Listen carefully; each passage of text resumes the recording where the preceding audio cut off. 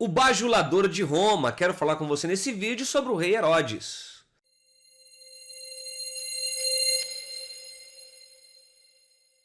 Que bom que você chegou aqui no estudobiblico.net, o seu canal de conteúdos bíblicos e teológicos, que tem como proposta ajudar você a compreender melhor as Sagradas Escrituras e a entender com mais clareza a fé cristã.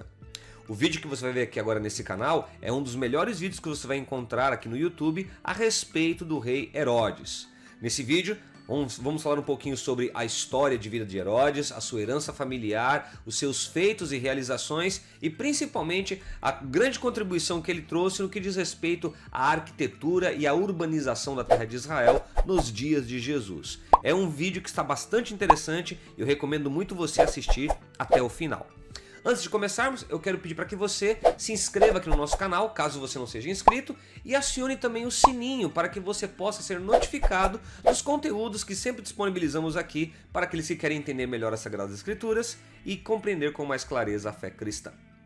Bem, sem mais delongas, vamos dar, portanto, prosseguimento ao nosso estudo de hoje a respeito da vida do rei Herodes, que eu chamei como o bajulador de Roma, e você vai entender por quê ao longo aqui da exposição desse conteúdo que eu lhe apresentar. Mas para nós começarmos, a gente tem que entender um pouquinho sobre a história do rei Herodes. Para a gente entender os seus feitos e realizações, é importante conhecermos um pouco da história de Herodes, e entender a história de Herodes é entender a história da sua família, principalmente a figura de seu pai. O pai de Herodes tem um papel fundamental em toda aquela construção que foi desenvolvida para que ele, Herodes, no devido tempo, pudesse estar tendo protagonismo político como teve ali na terra de Israel nos dias de Jesus. Então vamos começar entendendo aí um pouco sobre a história de Herodes. Eu quero começar mostrando por quando ele nasceu, tá? Ele nasceu por volta do ano 73 a.C. e foi o segundo filho de Antípater. Nós vamos aqui neste vídeo falar bastante sobre o pai de Herodes, né? A gente tem que entender um pouco desse contexto, principalmente sobre o pai de Herodes, para a gente compreender por que Herodes chegou na posição que ele chegou durante o tempo em que ele reinou no território de Israel. O historiador Flávio Joséfo relata que o Herodes era uma pessoa muito inteligente e um atleta extraordinário, e principalmente no uso, na prática dos esportes, do dardo e do arco. Então ele tinha uma certa diferenciação, não só na sua inteligência, mas também nas suas habilidades físicas e nas suas habilidades esportivas. Se destacou em todos os sentidos, superando até mesmo os seus 3 outros irmãos. Então estamos diante de alguém que tinha já alguns diferenciais e você vai entender por quê, tá? Outra informação sobre ele. O Herodes, durante o tempo que ele reinou, na província romana da Palestina, isso foi naquele período dos anos 37 a.C. até o ano 4 depois de Cristo. E ao longo aqui desse conteúdo você vai entender por que ele reinou ali na região, na província romana da Palestina, quais os fatores que levaram Herodes a se tornar rei ali sobre os judeus durante o tempo em que ele viveu. O Herodes, ele era filho do idumeu Antípater e sua mãe era uma mulher nobre da Nabateia. Então temos que entender uma coisa, o Herodes não era judeu, o Herodes era um idumeu, porque o seu pai, o Antípater, era um idumeu, e já eu vou te mostrar onde ficava a Idumeia. E sua mãe era uma mulher importante, era uma mulher, uma mulher nobre, da região da Nabateia. Vamos entender aí, vamos ver onde é que era essa região.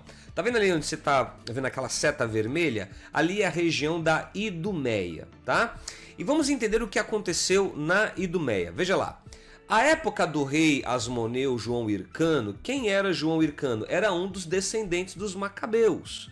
Tá? Você sabe que os Macabeus tiveram uma descendência, você teve a dinastia Macabeia, que reinou sobre Israel durante quase 100 anos, ou 104 anos aproximadamente. Inclusive, aqui no canal tem um vídeo muito interessante sobre os Macabeus, tá bem detalhado e eu recomendo você ver esse vídeo. Dá uma olhada aqui nos cards, porque a gente explica com bastante detalhes aí sobre os Macabeus. Então o que aconteceu?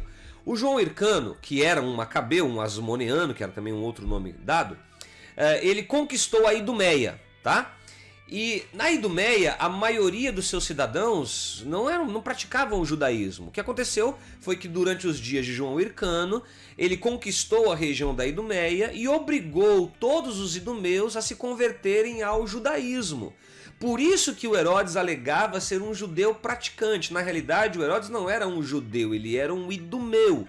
E ele dizia para os judeus da época sobre os quais ele reinava que ele praticava o judaísmo. Na realidade, o que aconteceu é que anos antes, durante os dias dos Macabeus, no governo de João Hircano, os idumeus foram forçados a praticar o judaísmo. Foram obrigados, a abraçar o judaísmo como religião durante aquele período em que os Macabeus estavam reinando. Muito bem. Os Herodes, e daqui a pouco você vai entender que o nome Herodes é uma designação, tá? Para a sua descendência.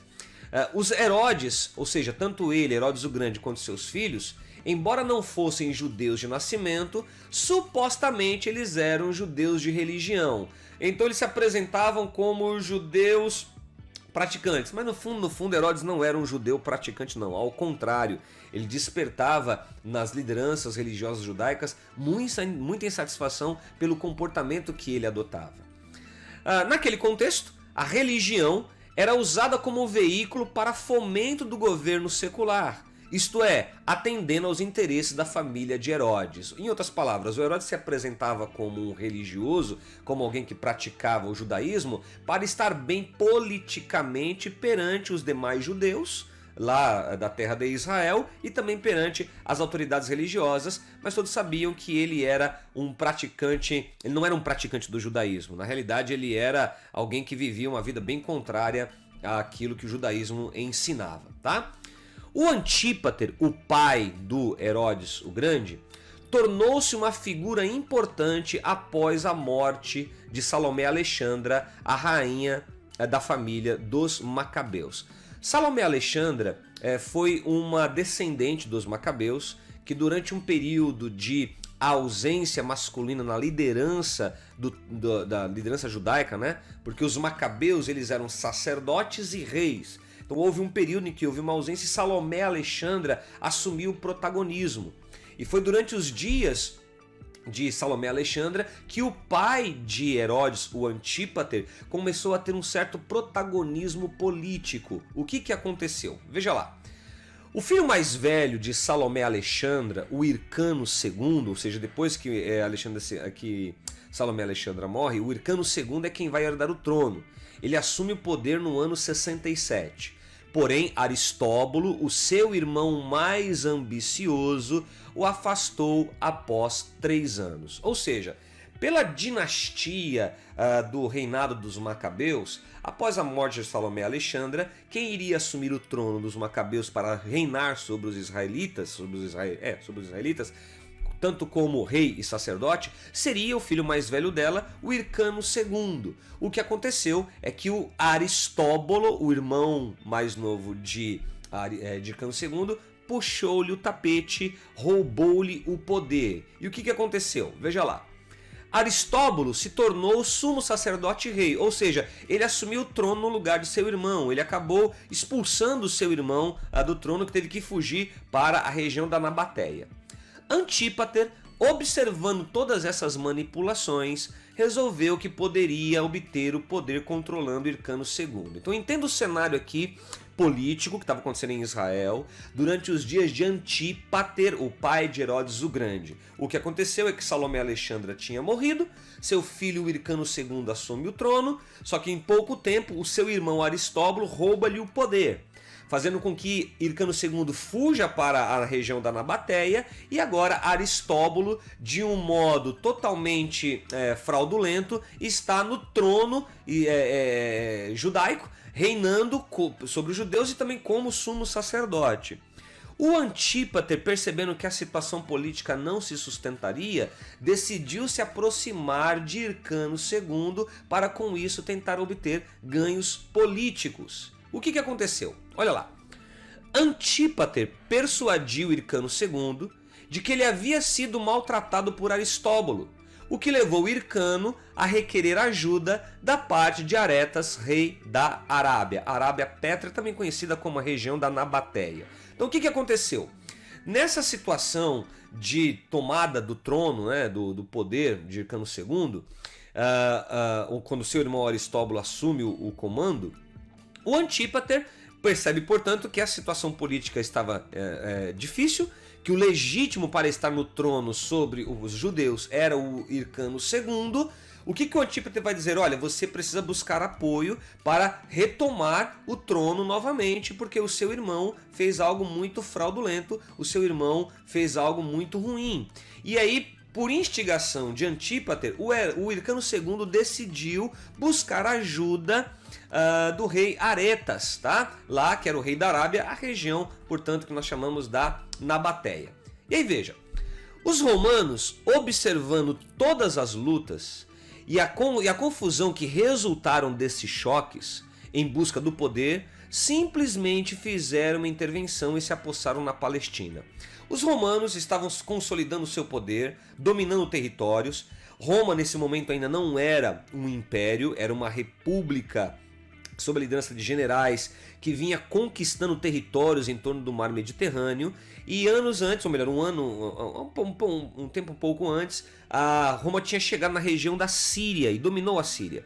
E naquela situação de instabilidade entre Hircano II e Aristóbulo, Roma vê uma fragilidade e vai, portanto, agora se posicionar, vai tomar o poder ali dos judeus. O que de fato aconteceu foi que uma comitiva de representantes de Hircano II e uma comitiva de representantes de Aristóbulo foram buscar ajuda junto ao general romano Pompeu na Síria. E aí Pompeu viu a fragilidade e decidiu com isso intervir, levando agora Roma a tomar o controle da região da Palestina. Por isso que no ano 64, a Síria, que tinha se tornado uma província romana sob a liderança do general romano Pompeu, se tornará o ambiente, o palco de onde o general romano Pompeu vai tomar a Palestina. Dá uma olhada aí nesse mapa, nessa seta que você está vendo. Tá vendo ali a Síria? No ano 64, Roma chegou na Síria sob a liderança do general romano Pompeu. O que estava acontecendo na região de Israel mais abaixo, mais ao sul? Estava tendo um conflito político entre Hircano II e Aristóbulo. O que Herodes tem a ver com isso, professor? Bem, o Herodes era o filho do Antípater. Herodes nem entra em cena ainda. O Antípater, o pai de Herodes, está nos bastidores políticos junto a Hircano II. O que vai acontecer é que o general romano Pompeu, vendo essa instabilidade, essa briga de poder, vai, portanto, se apossar do território judaico, colocando agora Roma como a controladora ali do território de Israel. Ou seja, as lutas entre Aristóbulo II e Hircano II deram aos romanos a justificativa de que eles precisavam para invadir a Palestina. Ou seja, essa situação de instabilidade política entre os filhos de Salomé e Alexandra, ou seja, Hircano II e Aristóbulo, ensejaram a oportunidade para que Roma agora tomasse o controle da região, invadindo a Palestina. E aí, quais os resultados disso? O resultado foi o seguinte, que isso pôs fim à supremacia dos macabeus sobre a Judéia ou sobre a região da chamada província romana da Palestina. Ou seja, acabou o reinado dos macabeus. Recomendo você ver o vídeo sobre os macabeus que está aqui no canal. Acesse aí acesse o card para você poder aí ver informações sobre os macabeus. O vídeo está bastante interessante e muito detalhado. Então, quando Roma, no ano 63 a.C., sob a liderança do general romano Pompeu, invade a Palestina, né, invade a terra dos israelitas, cessa, portanto, acaba o reinado dos macabeus. E o que vai acontecer é que o general romano Pompeu vai declarar guerra contra o Aristóbulo. O Aristóbulo estava reinando de um modo ilegítimo e o que aconteceu é que Pompeu vai declarar guerra e foi necessário 3 meses para que ele, o general romano Pompeu, capturasse Jerusalém e Jerusalém capitulasse perante os romanos. E o Aristóbulo, portanto, foi vencido. Com isso, o que o general romano Pompeu fez? Olha lá. Ele reinstalou Hircano II como sumo sacerdote, ou seja, colocou Hircano II no seu devido lugar. Porém, ele submeteu a cidade de Jerusalém a Roma sob o governo de Escauro, que se tornara o legado romano na Síria. Em outras palavras, quando o general romano Pompeu domina a terra de Israel, vai recolocar Hircano II de um modo legítimo sobre a liderança sacerdotal dos judeus, não é mais uma liderança política, tá? Durante os tempos dos Macabeus, os Macabeus exerciam uma liderança política e religiosa. Eles eram reis e sacerdotes, ou sumo sacerdote. Só que agora o general romano Pompeu vai dizer o seguinte: olha, vocês, judeus, estão agora submetidos a Roma. E vão se submeter a mim a partir da liderança do meu representante na Síria, que era lá o Escauro. E você, Hircano II, se tornará de fato o sumo sacerdote dos judeus, como era a realidade aí da dinastia da sua família. Muito bem. Quando a Síria e a Palestina foram conquistadas pelos romanos, o Antípater foi nomeado governador da Idumeia. E é aqui que entra o Antípater, o pai de Herodes. Depois que Roma estabiliza a região naqueles conflitos políticos que estavam acontecendo na terra de Israel, colocando Hircano II como sumo sacerdote e o seu representante político na Síria como responsável também pela Palestina, o que o general romano vai fazer para estabilizar a região? Lá na Idumeia, ele vai colocar o Antípater, o pai de Herodes, como governador da Idumeia. Por quê? Porque o Antípater teve um papel importante naquela luta política entre Hircano II e Aristóbulo. É aí que nós vamos ver a projeção política de Antípater, o pai de Herodes, que vai explicar as posições nas quais o Herodes chegou depois no futuro. Lá na seta vermelha que você está vendo aí, ó, é a região da Idumeia, mais ao sul, lá da terra da Judéia, tá? Então vamos entender o que aconteceu. Veja lá. Por ter ajudado os romanos a derrotar Aristóbulo II, Antípater passou a ser usado pelos romanos como um instrumento político. Ou seja, o Antípater ele começou a atender as demandas, ou melhor, atender os objetivos de Roma. E foi estratégico para Roma ter o Antípater, pai de Herodes, governando a Idumeia. E aí o que o Antípater acabou fazendo? Ele se casou com uma ilustre mulher árabe de nome Cipros, com quem teve 4 filhos. Quem foram os filhos de Antípater? Fazael, Herodes, Feroras e Salomé. Ou seja, ao se casar com essa mulher árabe, o Antípater, e com ela ter filhos, vai começar aí a história de vida do Herodes, que foi o segundo filho do Antípater, tá ok? Muito bem, o Hircano II, portanto, estava governando a Judéia a partir da sua liderança sacerdotal e o Antípater governando a Idumeia como representante político de Roma na região.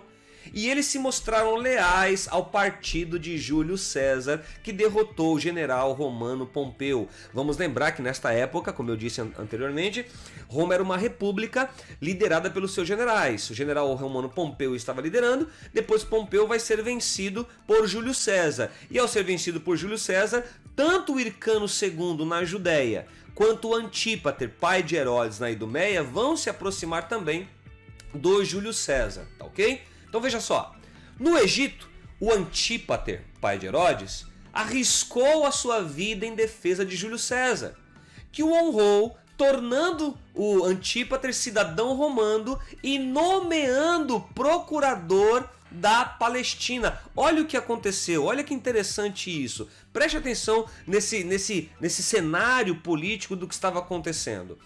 Quando o general romano Pompeu dominou a terra de Israel, dominou, portanto, a Palestina, que depois Roma vai chamar assim, o general romano vai colocar o Ecalço, né, que eu tinha colocado lá anteriormente, o representante político dele na Síria, como também responsável pela Palestina. Só que agora é Júlio César que está no comando, né, como general romano, liderando aí militarmente Roma. Roma tinha lá o Senado também, que estava no governo, na administração, tinha a questão dos generais e do Senado, mas eu não vou entrar aqui nos detalhes sobre Roma. O fato é que Lá no Egito, o que acabou acontecendo foi que numa batalha, numa situação lá específica, o Antípater, que estava governando a Idumeia, porque o general romano Pompeu tinha colocado ele, arriscou a sua vida por Júlio César. E aquilo agradou tanto Júlio César, que Júlio César o nomeou como soldado romano e disse: olha, Antípater, por causa do que você fez, agora você vai também ser o meu representante político na Palestina, na terra dos judeus. Porque quem era o representante político era aquele afilhado político do Pompeu, né?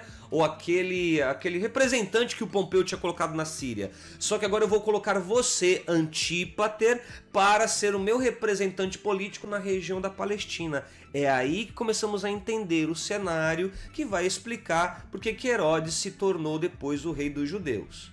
Muito bem, veja lá. Hircano, por sua vez, teve confirmada sua posição de sumo sacerdote, tendo recebido o título de etnarca dos judeus. Antípater permaneceu leal a Hircano, embora ele é quem brandisse a autoridade real. Em outras palavras, o que aconteceu?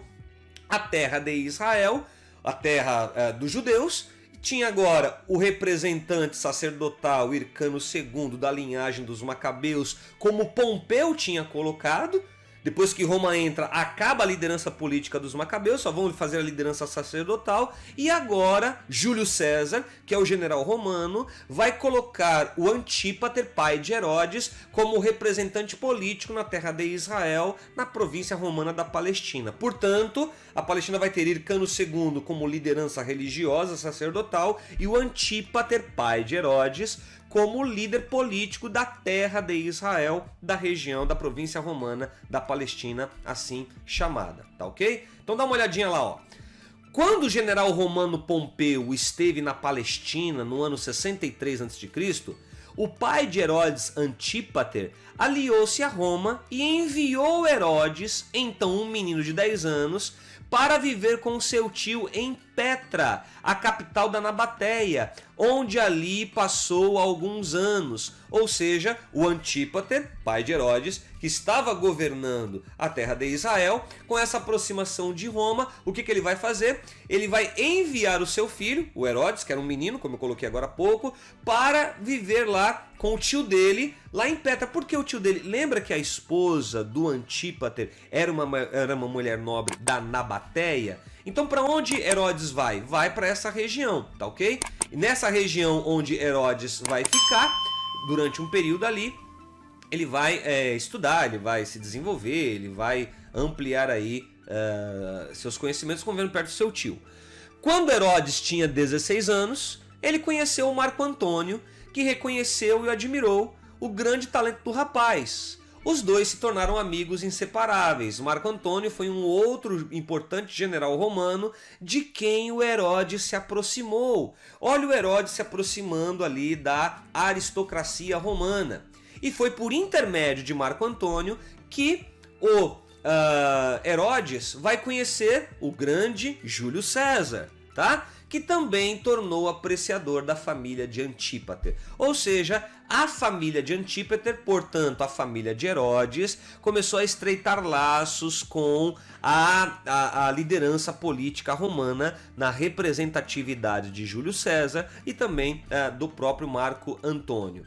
E aí o que acabou acontecendo é que no ano 47 a.C., o Antípater designou seu filho mais velho, Fazael, como governador da Judéia. Lembra que a província romana estava dividida em regiões: Galileia, Judéia, Samaria. O que o Antípater vai fazer? Antípater estava governando todo o território de Israel, a província romana da Palestina, e vai colocar o seu filho mais velho, Fazael, como governador da Judéia, que era a região mais importante da terra dos judeus.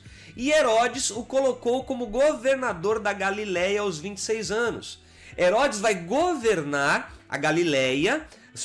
A sua primeira liderança sobre os judeus vai acontecer no norte, na província romana, ou melhor, na região da Galileia, dentro da província romana da Palestina, Galileia, Samaria, Judéia, tinha também lá, depois entrou a Idumeia também, daqui a pouco eu vou explicar isso para você, e outras regiões. Mas o fato é que o Antípater vai chamar os seus dois filhos para o ajudar na administração do território israelita. do território que pertencia a Roma, mas era o território de Israel. O Fazael na Judéia e o Herodes o Grande, o Herodes, ele não era do Grande, né? O Herodes na Galileia. Muito bem. A princípio, o Herodes ele era admirado pelos judeus da Galileia e pelos oficiais romanos locais. Por quê? Porque ele capturou um perigoso rebelde judeu e mandou que esse rebelde judeu fosse executado. Além disso, o Herodes ajudou seu pai a controlar várias revoltas em Jerusalém. E com isso, o Herodes ia alcançando notoriedade. Isso chamou a atenção dos oficiais romanos, o que levou Júlio César a nomeá-lo governador da Síria no ano 46. Ou seja, o Herodes estava galgando uma ascensão política. Ele começava a se destacar como um importante aliado político para os interesses de Roma e ele vai alcançando notoriedade. Ele vai sufocar rebeliões, vai ajudar o seu pai a lutar contra revoltas que aconteciam no território de Israel. E o Júlio César, percebendo isso, vai fazer o quê? Júlio César vai colocar agora o Herodes também para governar a província romana da Síria. Olha que interessante. O pai de Herodes, que era o responsável pela Palestina, a terra dos judeus naquele momento, coloca o seu filho numa região, Galileia. Só que ele, Herodes, vai se destacando e aí o Júlio César percebe isso, percebe como que o Herodes trabalhava para os interesses romanos e o nomeia também governador da Síria. Com isso a gente começa a perceber como que o Herodes vai se destacando aí perante os romanos. O Antípater, o pai de Herodes, ele era um bajulador de César. Ou seja, quando Roma passou a ter o seu primeiro imperador, o Antípater foi se aproximando disso. Na realidade, o primeiro imperador vem depois, né? Essa informação não está muito correta, não. O que é correto dizer é o seguinte, que o Antípater, ele bajulava a liderança política romana, ele bajulava os romanos. E o seu filho, Herodes, vai seguir o mesmo. E aí, após o assassinato de Júlio César no ano 44 a.C., então nessa época Roma ainda não era um império, tá? Após o assassinato de Júlio César no ano 44, Antípater e Herodes imediatamente transferiram a sua lealdade a Cássio, um dos assassinos. Cássio e Brutus, até tu, Brutus, filho meu, mataram o Júlio César. E aí o Herodes e o seu pai Antípater, percebendo que quem agora está no poder era o Cássio, ele já transfere a lealdade para Cássio. Na realidade, eles eram interessados pelo poder. Tanto Antípater quanto Herodes estavam interessados no poder, estar próximo daqueles que governavam o mundo de então, que eram os romanos. Como Júlio César tinha sido assassinado por Cássio e Brutus, o que vai acontecer? O Antípater e seu filho Herodes vão se aproximar de Cássio. Mas acontece uma coisa interessante. Assim que Marco Antônio derrotou Cássio e Brutus, ou Bruto, Antípater e Herodes deslocaram a sua lealdade a Antônio. Ou seja, a Marco Antônio. O que a gente está vendo aqui? Como que o pai de Herodes e o próprio Herodes, eles eram pessoas interessadas pelo poder, eles queriam estar próximos de quem estava no poder, eles eram bajuladores de Roma. Por isso que é o nome deste vídeo, Herodes, o bajulador de Roma, porque ele queria bajular Roma para ter o poder que ele tinha. E como teve ali esses problemas internos romanos, Júlio César é assassinado, assume Cássio. Depois Cássio é derrotado por Marco Antônio. O que vai acontecer? O Júlio César, melhor, o Herodes e o Antípater vão se aproximar do Marco Antônio. Pois bem, a maior parte do que conhecemos sobre Herodes, essas informações que estou trazendo para você, nos é narradas pelo historiador Flávio Joséfo, que relata que a legitimidade do reinado de Herodes era contestada pelos judeus por ele ser um idumeu não convertido ao judaísmo.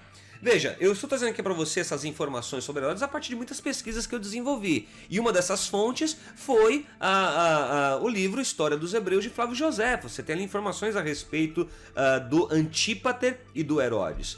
Bem, o que aconteceu com Herodes é que ele não era bem visto pela liderança religiosa judaica, porque ele não era um judeu convertido ao judaísmo, ele era um judeu não praticante, na realidade ele era um nominalista, né? Ou seja, uma pessoa que não tinha um comprometimento sério nesse caso, com o judaísmo. Então a liderança religiosa judaica via Herodes de uma maneira muito negativa, como alguém muito interessado apenas pelo poder político. Ele se dizia um religioso, mas no fundo ele não era, né? Como alguns políticos aqui no Brasil, principalmente em épocas de eleições, que se mostram ser religiosos, mas no fundo, muitos deles não são.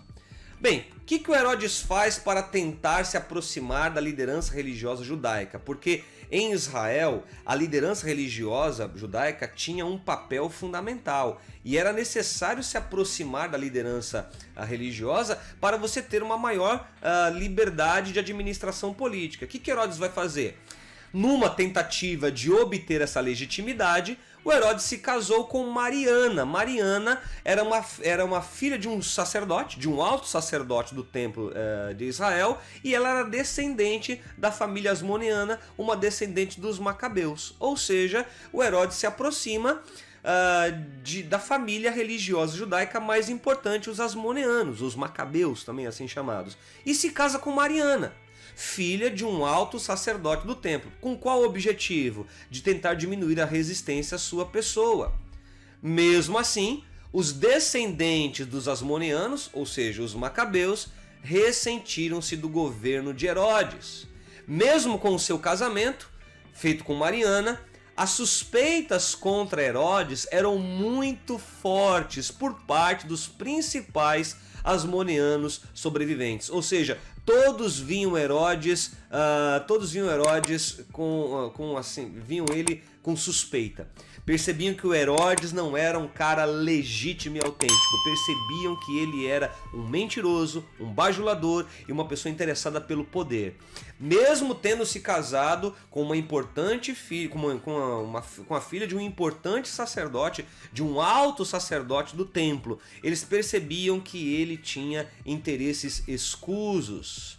Por isso mesmo, Herodes foi assassinando um por um dos asmoneanos, até que se livrou de todos eles, incluindo a própria Mariana e os filhos que teve com ela. Eu ainda que não falei para você como é que ele chega ao governo de todo o território de Israel, estou adiantando algo um pouco aqui para você poder entender algo sobre Herodes. Como ele tinha essa resistência dos asmoneanos, ou seja, dos macabeus, e mesmo tendo casado com uma descendente macabeia, com Mariana, essa resistência continua de pé. E o que ele vai fazer depois que ele assume o poder? Ele vai mandando assassinar cada um dos asmoneanos, inclusive manda assassinar a sua filha e os filhos que ele teve com ela.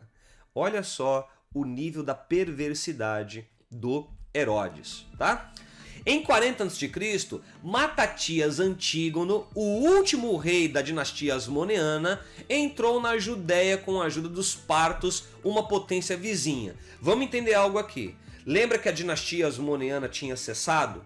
Quircano II só ficou na posição de sumo sacerdote mesmo e ali acabou? Só que os asmoneanos queriam voltar a ter o controle político sobre os judeus mesmo. Os asmoneanos, os macabeus, não admitiam estar debaixo do comando de uma outra nação estrangeira. Se você quer entender melhor sobre os macabeus, acesse o vídeo sobre os macabeus aqui nos cards. Acesse o vídeo lá para você poder entender um pouquinho mais sobre os macabeus.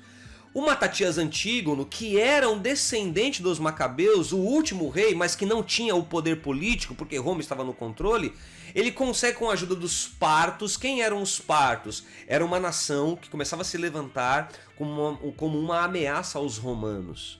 Depois você vai entender o que o Herodes fez para tentar conter os romanos. Daqui a pouco eu vou lhe mostrar, conter os partos, daqui a pouco eu vou lhe mostrar. O fato é que o Matatias Antígono, ele vai buscar ajuda militar dos partos para tentar tirar os romanos do poder e ele voltar a assumir o trono como um descendente dos macabeus, o legítimo descendente dos macabeus. E por que os partos topam isso com o Antígono? Porque os partos queriam frear o avanço romano. Os partos queriam vencer os romanos. E aí o Matatias Antígono faz isso. O resultado é que diante desta ameaça dos partos, que chegam até ali a Jerusalém, né, próximos a Jerusalém, o Herodes ele foge. Herodes foge para Roma, onde Marco Antônio lhe entregou a realeza dizendo: olha, ô Herodes, para a gente resolver isso então, você vai governar sobre todos os judeus agora, você está governando a província da Síria, está governando a região da Galileia, eu vou colocar você como rei sobre os judeus, e não apenas isso, eu vou dar a você também um exército para que você possa lutar contra o Matatias Antígono, que foi buscar apoio lá dos partos. Pois bem, e aí o Herodes volta para a terra de Israel com o exército romano e consegue derrotar o Antígono no ano 37 a.C. ao cercar Jerusalém. Ou seja, o Herodes, além de reconquistar o comando político de Roma em Jerusalém, que foi perdido momentaneamente por causa da ameaça dos partos, o Herodes consegue vencer o Matatias Antígono, consegue, portanto, derrotar os partos têm que fugir, e isso faz com que Roma fique cada vez mais, vamos dizer assim, impressionada com a lealdade de Herodes para com Roma. No fundo, o Herodes estava interessado no poder e nas benesses do poder que Roma lhe proporcionava ali ao comandar politicamente os judeus. Então o que acontece? Ele, com o exército romano, consegue vencer o Matatias Antígono, consegue expulsar os partos, e agora começa uma nova etapa na vida do Herodes. Herodes vai estar no comando de todos os judeus, tá? De todas as regiões dos judeus. O que acabou acontecendo? Veja, Otaviano, o futuro imperador Augusto, após a batalha de Ácio no ano 31 depois de Cristo, ou antes de Cristo, não é depois, vencendo Cleópatra e Marco Antônio, manteve Herodes no poder. Lembra que o Herodes ele sempre procurava estar perto de quem estava no poder? Nesse momento, o pai de Herodes, o Antípater, já tinha falecido, tá? Então o Herodes estava sempre próximo de quem estava no poder. Como o Herodes conseguiu vencer o Matatias Antígono, que veio com os partos para tentar tomar o território de Israel do controle dos romanos, o Herodes vence o Matatias Antígono, vence o exército parto, com o exército romano que ele estava. O que acabou acontecendo? Acabou acontecendo é que ele estava aliado a Marco Antônio, só que o Otaviano, o futuro imperador de Roma, tinha vencido Marco Antônio e Cleópatra. Lembram de Marco Antônio e Cleópatra, que tinham lá um caso de amor? O Otaviano vence e ele agora é o principal chefe militar dos romanos. Só que ele decide manter Herodes no trono, mesmo Herodes tendo sido o aliado político de Marco Antônio, mas o Otaviano sabia que o Herodes, no fundo, ele era aliado de quem estava no poder. Então, o Otaviano, futuro imperador César Augusto, vai deixar o Herodes como o rei ali, o seu representante político sobre o território de Israel, tá? O Otaviano, ele reconhecia a grande capacidade de Herodes e a lealdade que Herodes tinha para com os ideais romanos. Ele perdoou Herodes por ter sido aliado de Marco Antônio e endossou a sua posição como o rei da Judéia. Quem colocou Herodes como rei sobre o território dos judeus, ou seja, Galileia, Samaria, Judéia, depois de Idumeia, quem colocou foi Marco Antônio, de quem Herodes era aliado político. Só que o Otaviano percebe que de fato o Herodes era aliado aos ideais romanos, mas no fundo Herodes queria o poder. O Otaviano endossa, olha, você de fato é o rei aí da região de Israel, você é o rei sobre os judeus. E aqui está um problema, porque o Herodes não era um judeu, ele era um idumeu, certo? E estava reinando agora sobre os judeus com um endosso de Roma.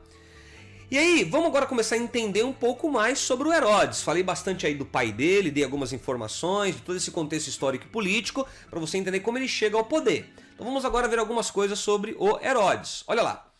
O nome Herodes significa heróico. Não era o prenome de uma pessoa, mas um nome de família, que pertencia a todas as gerações da casa ou da dinastia de Herodes. Na realidade, o Herodes foi o primeiro, lá, o filho do Antípater, e vai ter uma descendência. Depois esse nome Herodes se tornará uma designação. Como eu mostrei para você, o significado é heróico. Portanto, o sobrenome Herodes designava uma dinastia que surgiu quando acabou o poder dos Macabeus no território de Israel, depois que Marco Antônio legitima a liderança política do Herodes. Passa a ser, portanto, a designação de uma dinastia. Tanto é que depois da morte de Herodes o Grande, vem os seus filhos, que eu vou comentar já já com você aqui nesse vídeo. Vamos ver agora um pouco da árvore genealógica de Herodes o Grande. Dá uma olhada aí nessa árvore genealógica. Lá em cima está escrito Antípatro, na realidade é o Antípater, que era o pai de Herodes o Grande. O Antípater teve 4 filhos, né? Tá ali marcado 5, uns falam desse José, mas na realidade os estudiosos entendem que foi de fato 4 dos filhos de Antípater. Fazael, Herodes o Grande, Salomé e Feroras.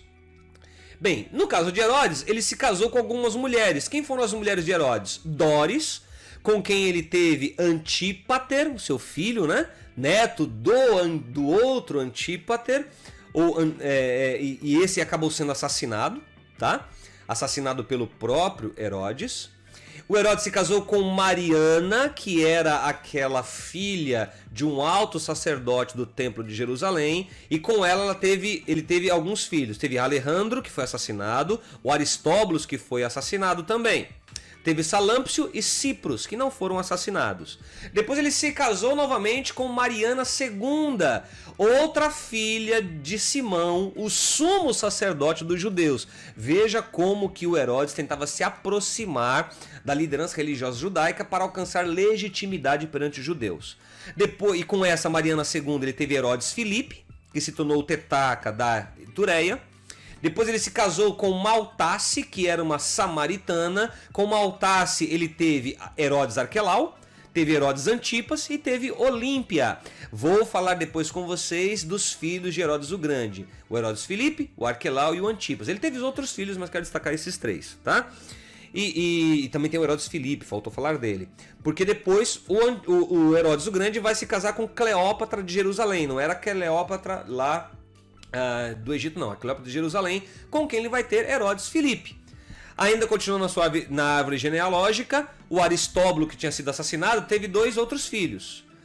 Na realidade teve 3 filhos, teve Herodes Agripa I, teve Herodes e Aristóbulo, tá? Aristóbulo teve lá a Herodias. Herodias se casou com Herodes Filipe e chegou a se divorciar do Herodes Filipe para se casar com Herodes Antipas. Lembra daquela cena em que João Batista confronta o Herodes Filipe, né? Porque ele tinha... confronta o Herodes Antipas, né? Porque tinha se casado com a mulher de sua irmã. Não é o Herodes o Grande. Quando o João Batista confronta o Herodes, é o Herodes Filipe, filho do Herodes o Grande, tá? Ele temos Herodes Agripa II, Mariana, Berenice e Drusila. Essa é a árvore genealógica dos Macabeus, a dinastia dos Macabeus. Bem, vamos entender aqui algumas coisas, tá? Sobre ele ainda. O Herodes destronou os reis da dinastia Asmoneana que tinham governado Israel por mais de um século. Destronou por causa do apoio político de Roma, a gente sabe disso. Essa dinastia tinha contado com o apoio dos saduceus, ou seja, os saduceus tinham apoiado os macabeus. Por isso que Herodes era mal visto entre os saduceus. Os saduceus viam Herodes com maus olhos porque lá no passado os saduceus, que eram sacerdotes, eles eram aliados políticos dos macabeus, porque os macabeus eram, né, sacerdotes. Muito bem, em contrapartida, o Herodes pôde contar com o apoio da facção moderada dos fariseus, conduzida por Hiléu. Quem foi Hiléu? Hiléu foi o grande rabino, mentor de Gamaliel, que depois foi o mentor de Paulo. Paulo foi mentorado, foi discípulo de Gamaliel, Gamaliel era filho de Hiléu. Ou seja, como Herodes tinha uma resistência dos saduceus, por causa do vínculo dos saduceus com os macabeus, a quem Herodes tinha mandado assassinar os seus representantes para poder ter maior liberdade política, o Herodes vai se aproximar dos fariseus mais moderados. Ele tinha que se aproximar das lideranças religiosas para poder ter uma legitimidade de liderança política, mesmo que fosse a contragosto do povo judeu. Bem, o Herodes contou também com o apoio dos judeus da diáspora. Quem eram os judeus da diáspora? Os judeus da dispersão, os judeus que não moravam na terra de Israel, os judeus que estavam em outras nações. Ele contava com o apoio político deles, por causa de favorecimentos também que Herodes proporcionava a esses judeus da diáspora, tá? Outra coisa a mais. A relação com os essênios, quem eram os essênios? Inclusive tem um vídeo aqui no canal também dos essênios. É um vídeo muito bom, muito interessante. O nome do vídeo é Qumran, os essênios e os escritos do Mar Morto. Vale a pena ver esse vídeo, eu recomendo muito que você assista. Os essênios eram um grupo religioso mais radical, que não estava alinhado nem com fariseus e saduceus, e como protesto decidiram morar no deserto lá da Judéia, como um protesto àquela condição de degradação política em que se encontrava a estrutura religiosa judaica. Como é que o Herodes se relaciona com os essênios? Veja lá, em relação aos essênios, a relação era mais complicada. Por um lado, os essênios detestavam Roma e não aprovavam que Herodes governasse em nome de Roma. Por outro lado, o Herodes, como um estrategista político, era amigo de Menahem, o essênio, e em função disso, ele respeitava os essênios. Os essênios não gostavam do Herodes, não engoliam o Herodes, mas o Herodes era um animal político. Ele sabia se aproximar de algumas lideranças. Se aproximou de Menahem, desenvolveu com ele uma amizade e de uma certa forma ele acabou, mesmo sendo líder político sobre os judeus, ele tolerava os essênios e sabia que não podia bater de frente, porque senão ele ia ter sérios problemas. Então ele conseguiu conviver politicamente aí também com os essênios. Agora, um ponto interessante aqui deste vídeo é falarmos sobre as construções e os projetos de arquitetura que o Herodes fez. O Herodes se destaca como um grande urbanista, como um grande arquiteto, construtor. Muitas construções assim gigantescas, grandiosas e fenomenais Herodes desenvolveu durante o tempo em que ele governava. O Herodes o Grande. Vamos ver aí algumas delas. Veja. Herodes amava os romanos e nunca hesitou em fazer qualquer coisa para tentar agradá-los. Tudo que Herodes pudesse fazer para agradar os romanos ele iria fazer. Até os seus filhos reproduziram isso. De quem Herodes aprendeu esse comportamento? Do seu pai. Pois bem, numa violação direta da lei judaica, o Herodes construiu teatros e arenas de atletismo e instituiu os jogos e as lutas de gladiadores em homenagem a César Augusto, para o enfurecimento da liderança religiosa judaica. A liderança religiosa judaica não admitia a influência pagã greco-romana em seu território. Mas como Herodes em tudo queria agradar os romanos, ele fazia de tudo para poder estar bem politicamente com os romanos. O Herodes atropela a insatisfação judaica e decide construir em Jerusalém arenas de atletismo, teatros, anfiteatros, para a fúria da liderança religiosa judaica. Fúria mesmo, porque a liderança religiosa judaica, tanto saduceus como fariseus, não admitiam mais a influência do paganismo idolátrico dentro do seu território, porque eles tinham tido uma lição dura do que tinha acontecido nos tempos da Babilônia, quando a Babilônia destruiu Jerusalém. Depois desse fato da Babilônia, Israel decidiu não mais permitir que no seu território entrasse a influência pagã idolátrica. Herodes desrespeita tudo isso, ele queria estar bem na fita com Roma. E agora que Otaviano, o general, se torna imperador, o que o Herodes vai fazer? Vamos agradar o imperador, vamos construir aqui em Jerusalém teatros, anfiteatros, arenas esportivas, vamos promover a luta de gladiadores, uma abominação para a liderança religiosa judaica. E o Herodes não queria nem saber, ele passou por cima disso tudo. Além disso, ele construiu fortalezas e palácios e, para o horror dos judeus, construiu muitos templos para os deuses romanos. O Herodes, depois de anos no poder, liderando Israel com força bruta, com truculência, com violência. O Herodes era um cara muito maligno, muito perverso. Ele tinha um respaldo de Roma para fazer o que ele fazia, liderou com truculência, realmente impôs sua vontade. Ele, depois de um tempo, passou por cima da insatisfação das lideranças religiosas judaicas e chegou no cúmulo de construir na terra de Israel alguns templos pagãos para satisfazer os romanos, para a fúria da liderança religiosa judaica, tá? Herodes construiu várias obras em seu reino, cuja monumentalidade ainda hoje é admirada, e eu vou mostrar para vocês aqui algumas dessas obras que o Herodes construiu. Veja, olha a tensão no qual chegou a liderança de Herodes na terra de Israel. No primeiro momento, ele tenta se aproximar da liderança religiosa judaica, casando com as filhas de sacerdotes, para tentar de alguma forma alcançar legitimidade política, mas vai passando o tempo, o Herodes vai se estabelecendo no poder, vai mandando assassinar os descendentes asmoneanos, vai tirando o poder daqueles que tinham influência em Israel, até que ele se torna absoluto no seu poder político na terra de Israel. E ao se tornar absoluto na liderança política de Israel, ele vai passar por cima das orientações, ou vai passar por cima das insatisfações das lideranças religiosas judaicas. O clima estava tenso, muito tenso, só que aí o Herodes teve uma sacada. Para aplacar a ira dos judeus, ele decide fazer algo monumental. Ele decide fazer uma obra que impactou a terra de Israel profundamente e amainou, diminuiu lá a temperatura da insatisfação da liderança religiosa judaica. O que ele manda fazer? Ele manda construir, ou ele manda ornamentar o templo de Jerusalém. Herodes mandou ornamentar o templo de Jerusalém, conforme essa imagem que você está vendo aí. Eu vou falar um pouquinho sobre a questão do templo. Mas antes, aqui no canal também tem um vídeo muito completo sobre o templo de Jerusalém. É um dos vídeos mais completos que você vai encontrar no YouTube, explicando sobre o templo de Jerusalém.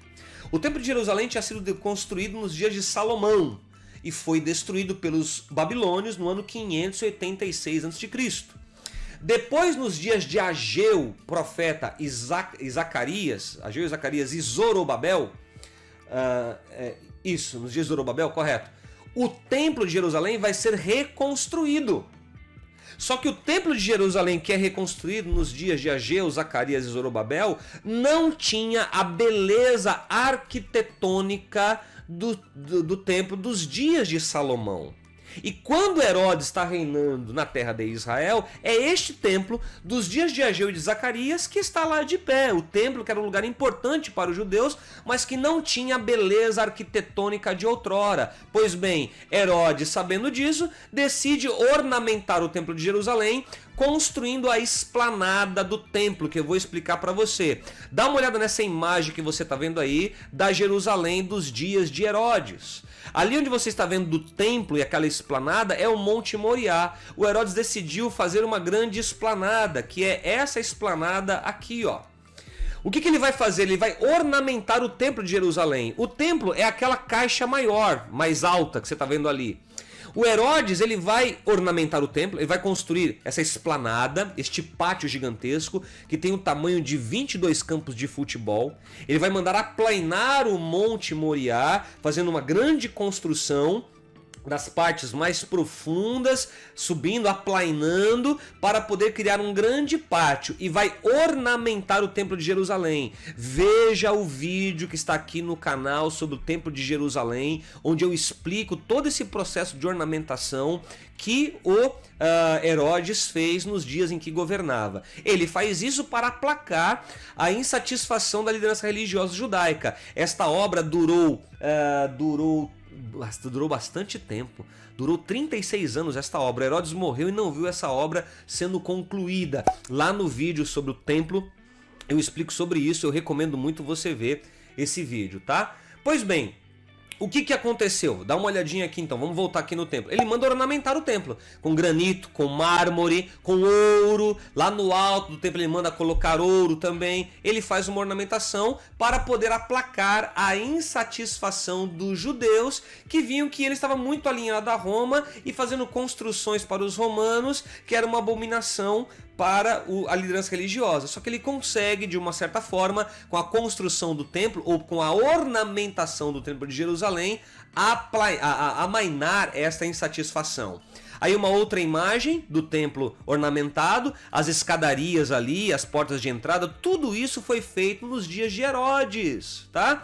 Que tem essa sacada de gênio, uma sacada arquitetônica, mas também política para acalmar, aplacar a insatisfação dos líderes religiosos judeus. Então veja como que o Herodes era um animal político, né?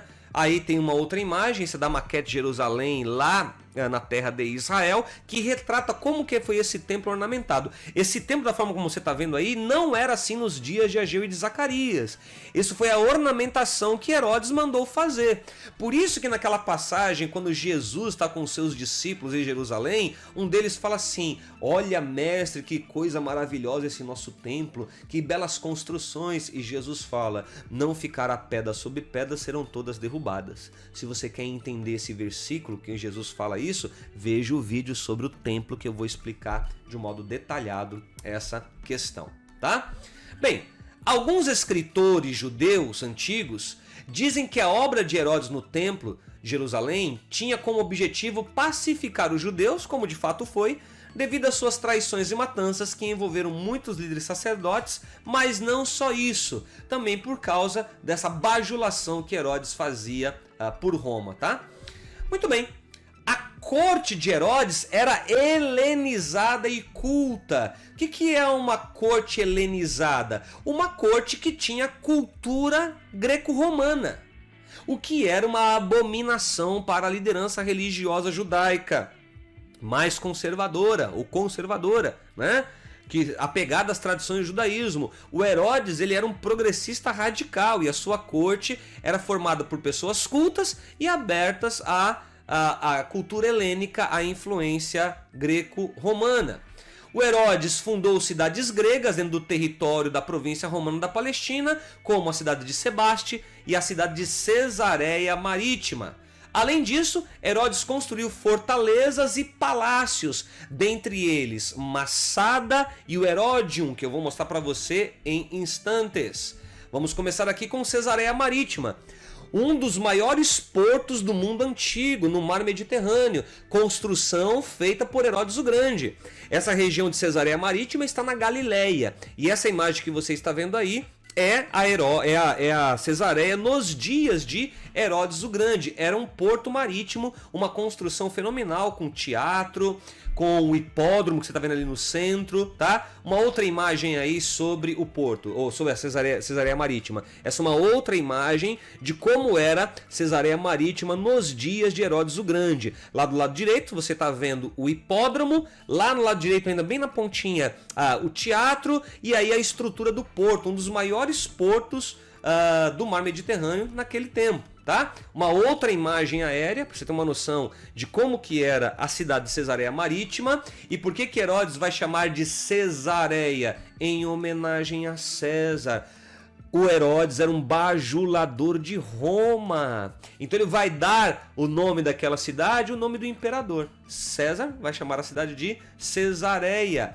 E aí uma outra imagem aí, ó, mais uma outra imagem sobre o porto. Esse era o palácio que ficava, o Palácio de Herodes, que ficava lá em Cesareia Marítima. Inclusive você tem as ruínas deste palácio lá nos dias de hoje, tá? E aí essa outra imagem que mostra do lado esquerdo a Cesareia na terra de Israel por volta do ano 10 depois de Cristo, nos dias de Herodes, e hoje as ruínas, o sítio arqueológico no ano 2020 lá em Israel. Se um dia você tiver o privilégio de ir a Israel, e se você puder ir comigo vai ser bem legal, você vai ir a Cesareia Marítima e vai ver como que era a Cesareia dos dias de Herodes, tá? Muito bem. Além disso, ele construiu Massada. Aqui está Massada. Olha, eu vou recomendar algo a você. Se um dia você for a Israel, e se for comigo, melhor ainda, né?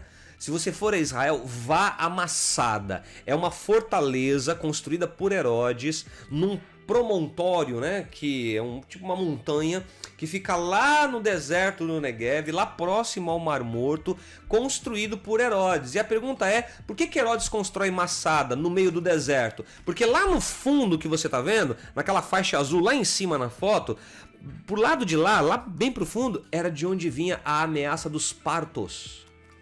Os partos eram uma civilização que começava a se levantar como uma grande ameaça para os romanos. Então o Herodes, para atender os interesses romanos, decide construir uma fortaleza em Massada para resistir a uma possível invasão parta que teria que vir por ali, teria que vir pelo deserto da Judéia, pela região do Mar Morto. Então aquela fortaleza, ela era estratégica demais para conter o avanço dos partos inimigos dos romanos. Aí uma outra imagem de Massada, tá? Do lado esquerdo é a imagem da construção feita na época por Herodes, tá? Do lado direito é a ruína. É claro que esse do lado esquerdo é uma maquete, tá bom? Do lado direito são as ruínas que tem lá hoje e é um sítio arqueológico que vale a pena visitar. Vale a pena visitar. Recomendo demais que você visite Massada. Ali tem uma história belíssima.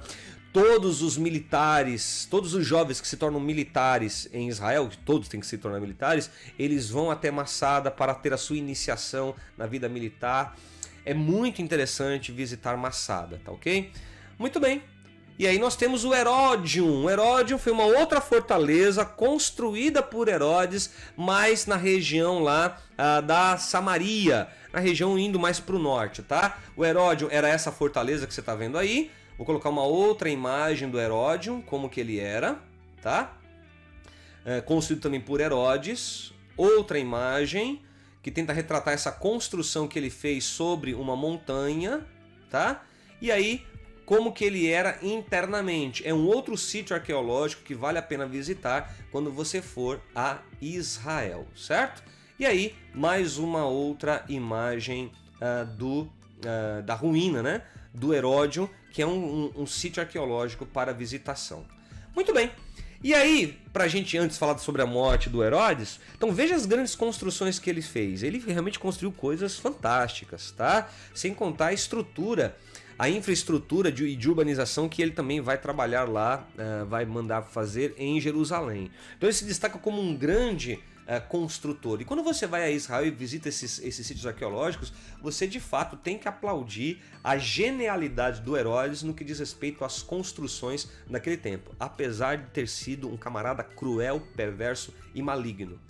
Mas o que acontece é que o Herodes vai morrer no ano 4 antes de Cristo. Isso, nosso calendário está um pouquinho errado, mas isso é um outro assunto. Bem, ele morre no ano 4 antes de Cristo e deixou em testamento como que seria a questão do seu reino. E ele vai partir o seu reino entre os seus 3 filhos, Herodes Arquelau, Herodes Antipas e Herodes Filipe. É claro que ele tinha outros filhos, mas ele vai dividir o território de Israel entre eles. O Herodes Arquelau, que vai ficar com a Judéia, a Idumeia e Samaria, que eu vou mostrar já já.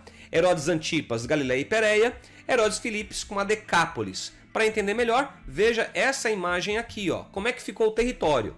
Ali em vermelho foi a região sob a liderança de Herodes Arquelau. Herodes Arquelau, filho de Herodes o Grande, ficou com o controle político da Samaria, da Judéia e da Idumeia. O Herodes Filipe ficou com a região de Gaulanites, que é essa parte aí cor mostarda que você está vendo, tá? É a região sobre a liderança política de Herodes Filipe.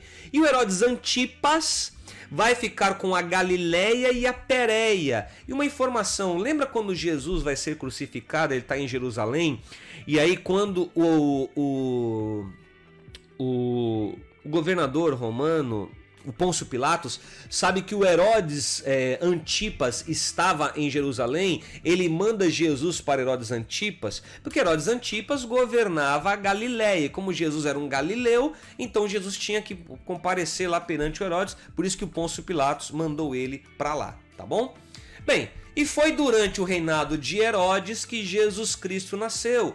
Jesus Cristo nasceu no ano 6 a.C. 6 a.C., professor Anderson? Sim, 6 a.C., porque o nosso calendário, que é o calendário gregoriano, está errado na sua cronologia de datação, tá? Então é nos dias de Herodes que Jesus irá nascer, tá? Só que Herodes, lembra que ele foi visitado pelos 3 reis magos, que vão procurá-lo para saber onde tinha nascido o rei dos judeus, e eles queriam adorá-lo. E aí quando Herodes soube disso, o Herodes ficou furioso, e Herodes queria saber onde nasceu o rei dos judeus, e pela profecia seria em Belém. E lembra que o Herodes mandou matar todos os meninos de 2 anos para baixo, porque Herodes não queria dividir o poder com ninguém. Herodes era um camarada muito maligno, um camarada muito cruel. E aí uma outra imagem aí, retratando aquele momento em que os reis magos vão até Herodes. E aí o que a gente pode entender sobre ele? Ele era um camarada astuto, invejoso, cruel, a ponto de ter assassinado suas 2 esposas. Assassinou Mariana, depois assassinou a outra esposa que eu mostrei lá na genealogia. E também assassinou 3 de seus filhos. Veja, um camarada doentio pelo poder, um cara cruel, perverso, maligno, e que governou com mão de ferro o povo judeu por muitos anos, porque tinha o respaldo de Roma pelo fato de ser um grande bajulador dos romanos. Foi ele quem ordenou, portanto, a matança dos infantes, né, dos recém-nascidos lá em Belém. O imperador César Augusto chegou a dizer que era melhor ser um porco de Herodes do que um filho seu. Você tem noção do que é essa mensagem, essa frase? O imperador César Augusto chegou a dizer, olha, é melhor ser um porco de Herodes do que um de seus filhos. Porque esse cara é um louco, desvairado, um maluco, um perverso, um camarada cheio de perversidade, alguém que não quer repartir o poder. É melhor ser um porco dele do que um de seus filhos. Que colocação pesada essa, né? Apesar disso, Herodes era um governante eficiente e um político astuto, sem dúvida nenhuma, que conseguiu sobreviver às lutas pelo poder nas camadas mais altas do governo romano. Ou seja, apesar de toda a sua perversidade, vileza, crueldade, o Herodes realmente se destacou como um governante muito eficiente no que ele fazia, um político muito malandro, astuto, que se aproximava de quem estava no poder, e isso manteve por anos à frente dos israelitas, tá? Sua administração se caracterizava por polícia secreta, ele tinha lá os seus espiões, toque de recolher, ele amedrontava a população, botava medo mesmo, e além disso pesados impostos. E ai de quem não pagasse impostos. E por que pagar pesados impostos? Para manter a estrutura de funcionamento da corte herodiana, da corte de Herodes, né? E também lá as despesas que ele tinha lá com as demais construções. Ordenava a distribuição de cereal gratuito em períodos de fome e vestes grátis quando havia outras calamidades. Ou seja, tentava passar a imagem de que era também uma pessoa boa, que se importava com os pobres e que fazia o bem. Só fazia isso quando a coisa apertava mesmo em termos de dificuldade para o povo, porque ele sabia que poderia eclodir uma rebelião incontrolável. Mas no fundo, ele era um camarada bem maligno, bem ruim, tá? Providenciou para que após a sua morte, todos os nobres e alguns líderes judeus fossem assassinados para que não houvesse falta de lamentadores por ocasião da sua morte. Você tem noção disso? Ele sabia que quando ele morresse ia ser uma festa, o povo ia ficar livre daquele tirano, daquele cara maligno, daquele cara terrível que era o Herodes. E ele, sabendo que muita gente ia se alegrar, o que ele decide fazer? Ele decide que assim que ele morresse, alguns nobres judeus e alguns líderes religiosos judeus fossem assassinados, para que pudesse haver choro no dia da sua morte. Não choro por ele, choro pelos outros, mas que pudesse haver tristeza. Olha que cara maluco, que camarada descontrolado, alguém que diante do poder que tinha, acabou tomando posturas malucas, posturas perversas, malignas, né? Posturas assim cruéis, porque estava no poder. No ano 4 a.C., Herodes morre por ter sido acometido por uma enfermidade fatal do estômago, provavelmente uma hidropsia. Alguns chegam a dizer que provavelmente ele vai morrer de câncer nos intestinos, tá?